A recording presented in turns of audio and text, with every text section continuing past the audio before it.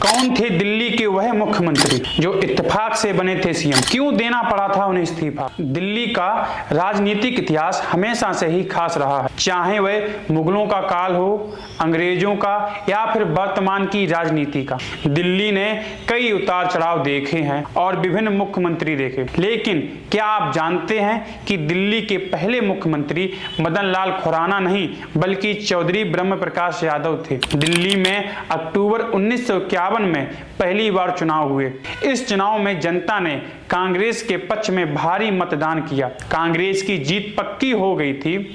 उस समय विधायकों की बैठक में देशबंधु गुप्ता को मुख्यमंत्री चुना गया। सब कुछ तय था, यह भी तय था कि देशबंधु गुप्ता किस दिन मुख्यमंत्री की शपथ लेंगे, लेकिन किसे पता था कि एक हादसे से सब कुछ बदल जाएगा। शपथ ग्रहण से पहले ही देशबंधु गुप्ता की एक दुर्घटनाग्रस्त में मौत हो गई।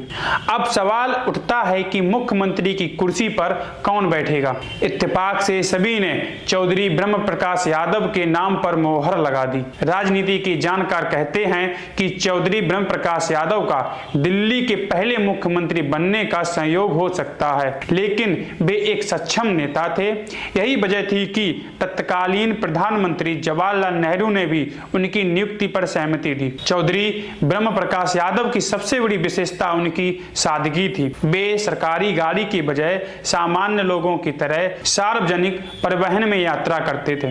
वे चलते फिरते लोगों की समस्याएं सुनते थे और उनका समाधान निकालने की कोशिश करते थे। दिल्ली में रहते हुए भी उन्होंने कभी भी अपना खुद का घर नहीं बनाया। जब उनसे पूछा जाता तो वह कहते कि पूरी दिल्ली ही हमारा घर है। ब्रह्म प्रकाश यादव का दिल नैरोबी शहर की तरह दिल्ली के विकास के सपने में बसा था।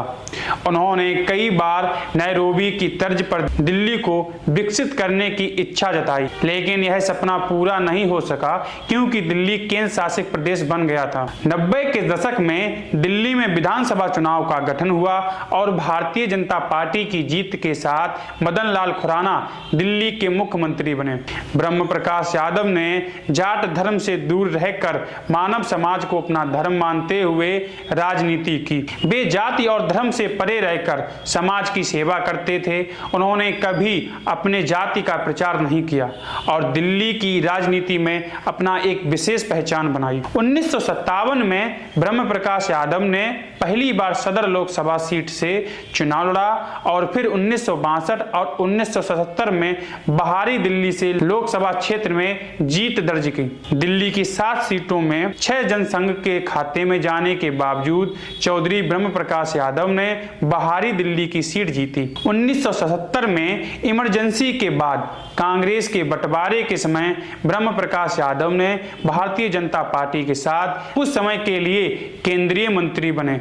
उन्होंने केंद्रीय खाद्य, कृषि, सिंचाई और सहकारिता मंत्री के रूप में महत्वपूर्ण कार्य किया। 1980 में कांग्रेस के उम्मीदवार सज्जन कुमार के हाथों हार मिली। चौधरी ब्रह्म प्रकाश यादव ने समाज में वंचित, शोषित और गरीब वर्ग के मुद्दों को हमेशा उठाया। उन्होंने सहकारिता की ताकत से इन लोगों की समस्या हल करने का प्रयास किया। 1945 में उन्होंने ग्रामीण कृषि सहकारिता को एकजुट करना शुरू किया और उन्हें सहकारिता आंदोलन का पितामह भी कहा जाता है। उन्होंने नेशनल डेयरी डेवलपमेंट बोर्ड के साथ मिलकर सहकारी कंपनियों को बढ़ावा देने का विचार रखा, जिसका उद्देश्य था सहकारी संस्थाओं को सरकारी नियंत्रण में मुक्त करना। उन्होंने 40 साल तक सहकारिता के विकास के लिए काम किया और दिल्ली में कई सहकारी संस्थाएं स्थापित की।